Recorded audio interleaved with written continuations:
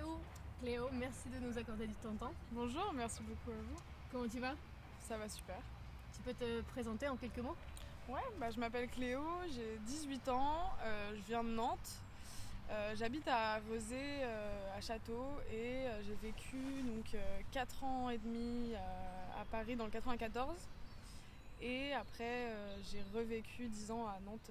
En fait, je suis née à Paris, je suis partie 10 ans à Nantes, je suis retournée 4 ans à Paris et je suis revenue il y a 4 ans à Nantes.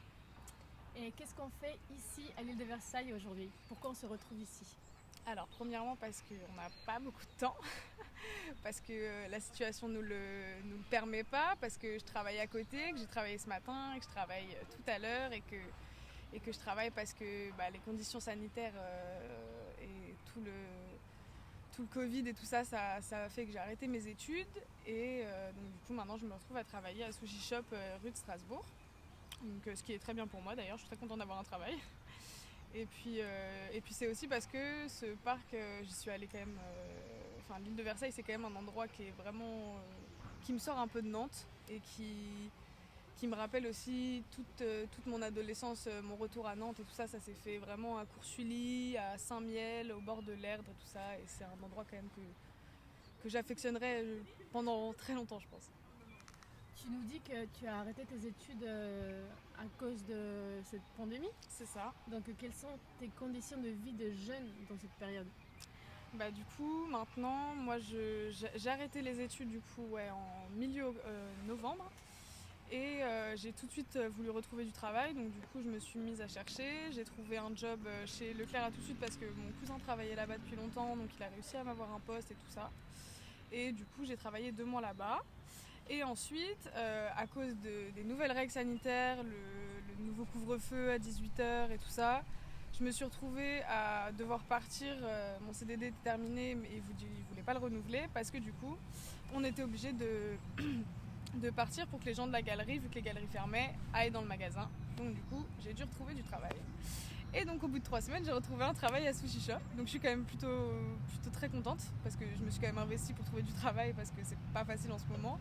Et en plus, avec l'arrêt de mes études, moi je me suis fixée maintenant qu'il faut que je travaille, que je gagne mes sous, que je fasse mes sous et après que je fasse mon petit chemin musical. Donc tes études c'est fini pour toi? Pour l'instant, en tout cas, je sais pas, tu sais, vers 22 ans, 23 ans, quand t'as bien taffé pendant 4-5 ans et tout ça, il y aura peut-être un truc qui me reviendra et que j'aurais vraiment envie de faire. Mais pour l'instant, en tout cas, je me revois pas faire des études. Donc, en tant qu'artiste, qu'est-ce que tu fais?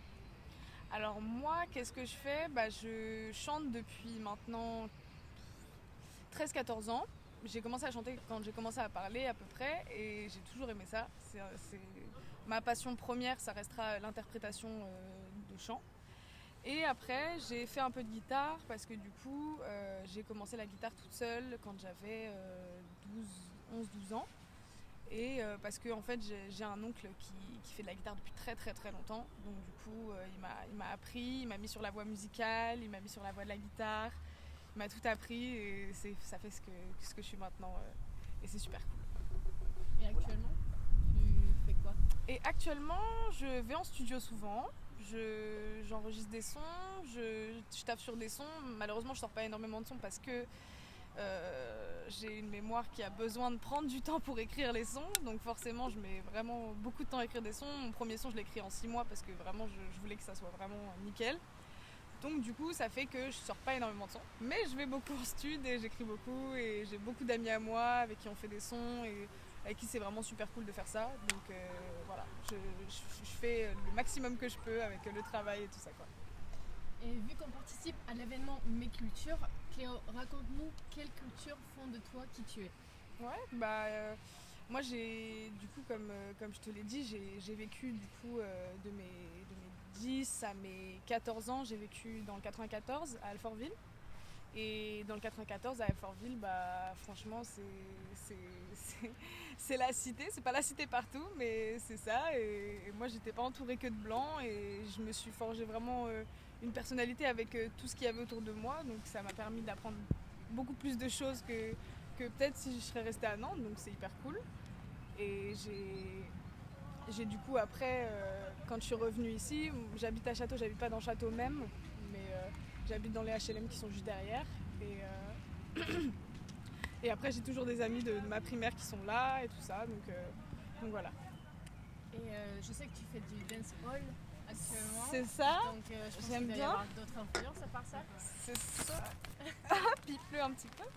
Ouais, il y a plein d'autres influences parce que je sais que j'ai plein d'amis qui font beaucoup d'afro, beaucoup de sons dans ce genre-là. Et moi, j'adore ça parce que ça amène encore une autre énergie, tu vois, une autre culture, un autre truc qui fait que on peut vraiment s'identifier à d'autres personnages.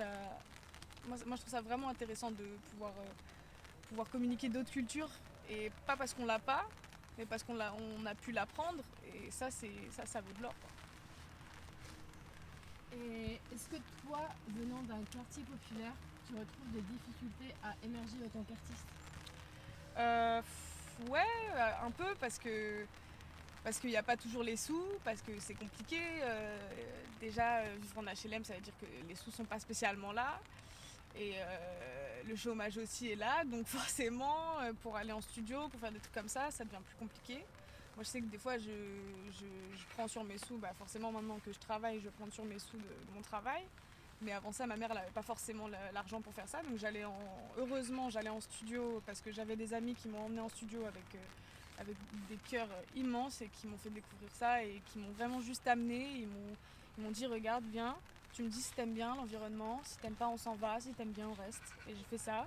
Et après on m'a re-emmenée et après je suis allée toute seule et j'ai kiffé. Et en plus j'ai un studio qui est génial qui s'appelle Miséricorde à Nantes d'ailleurs. Je fais une petite pub aussi parce que quand même ils bossent vraiment dur. Miséricorde à Nantes, c'est un vrai studio. Très bien, merci beaucoup Cléo d'avoir été aujourd'hui avec nous. Merci à vous en tout cas, ça m'a fait trop plaisir.